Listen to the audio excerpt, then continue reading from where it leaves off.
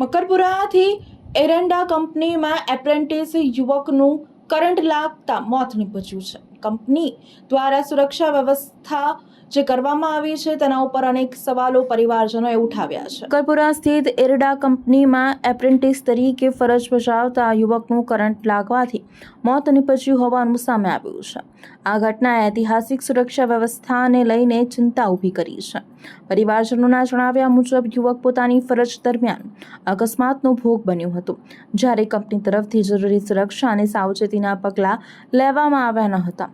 પરિવારજનોએ વધુમાં આક્ષેપ કર્યા છે કે યુવકે સવારની પ્રથમ શિફ્ટ પૂર્ણ કર્યા બાદ પણ કંપની દ્વારા તેને બીજી શિફ્ટ કામ કરવા માટે દબાણ કરવામાં આવ્યું હતું। પરિવારના મતે આ પ્રકારની કામગીરી ફેક્ટરી એક્ટના નિયમોનું ઉલ્લંઘન છે અને કર્મચારીઓના હિતો સાથે ચેડા પણ છે। ઘટના બાદ પરિવારજનોએ કંપની સામે રોષ વ્યક્ત કરી જવાબદારો સામે કડક કાર્યવાહી અને યોગ્ય ન્યાયની માંગ કરી છે। સાથે જ કંપનીમાં કામદારો માટેની સુરક્ષા વ્યવસ્થા, તાલીમ અને કાર્યપદ્ધતિની નિષ્પક્ષ તપાસ કરવામાં આવે તેવી માંગ ઉઠી છે। આ ઘટનાએ ફરી એકવાર ઔદ્યોગિક એકમોમાં સુરક્ષા નિયમોના અમલ અને એપ્રેન્ટિસ તથા યુવા કર્મચારીઓની સલામતી અંગે ગંભીર પ્રશ્નો ઊભા કર્યા છે। આ ઘટના જે સવારની ઘટના છે, છોકરો ફર્સ્ટ શિફ્ટ કરીને આવ્યો હતો। અમને ખબર નથી કે આ છોકરો સેકન્ડ શિફ્ટ માટે બી આ લોકોએ બોલાયો છે। સેકન્ડ શિફ્ટ માટે હોય છે દરેક કંપનીને ખબર છે કે 4 કલાકનો બ્રેક તો ફરજિયાત છે। ફેક્ટરી એક્ટના મુજબ તમે ડાયરેક્ટ કોઈ છોકરાને અપ્રેન્ટિસ ડબલ શિફ્ટ નથી કરાવી શકતા। આ લોકોની મોટી વાંક છે, આ મોટી ભૂલ છે।